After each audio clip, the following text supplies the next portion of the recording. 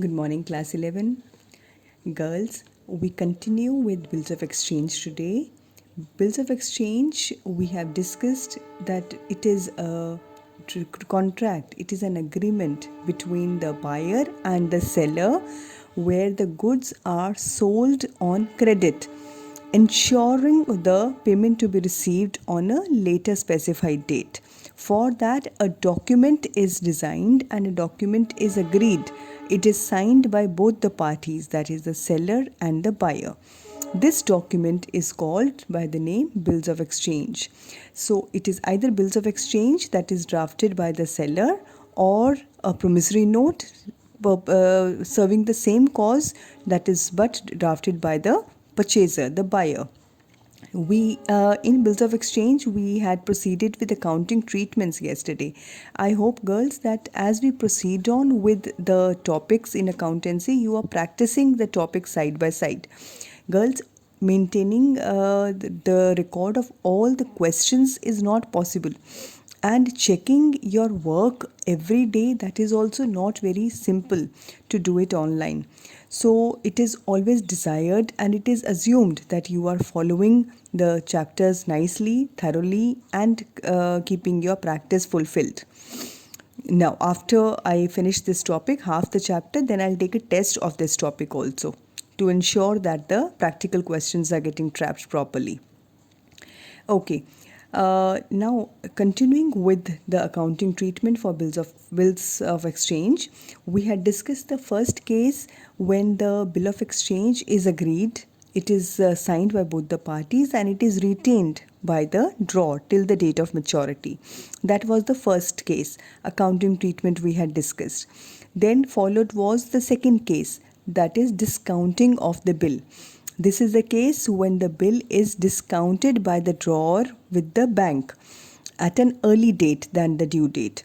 And for that, the bank deducts some discounting charges. The accounting treatment of this too we had discussed in detail yesterday. Then we reach the endorsement of a bill, when the bill is endorsed by the drawer to the third party. So the payee becomes the third party, the endorsee becomes the payee at that time. This also the accounting treatment was discussed. Coming to the fourth type of case in bills of exchange, that is when the bill is sent for collection. So here, girls, instead of discounting the bill with the bank, what is done? The bill is sent. This bill is sent to the bank for collection.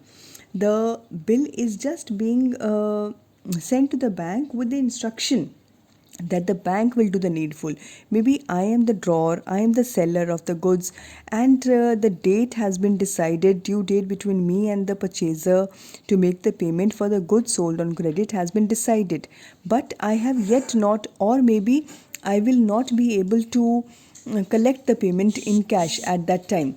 So what do? I tell the bank, I send the bill to the bank for collection, and I advise the bank that on that due date the bank is supposed to receive the payment from the drawee, and the drawee will honor the bill. So the bank, with the instructions, the bank keeps the bill till maturity and collects the amount from the acceptor on the due date. In such a case, children, the bank will not credit the customer's account until the amount of the bill is actually realized by it. So, we have accounting treatment here in two stages. First is when the bill is sent to the bank for collection. When the bill is sent to the bank.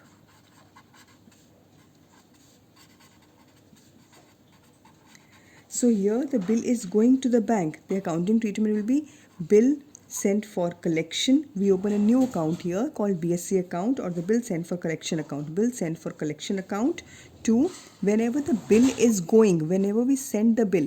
Remember in endorsement, the BR, when we send the bill, we endorse the bill, the BR account is credited.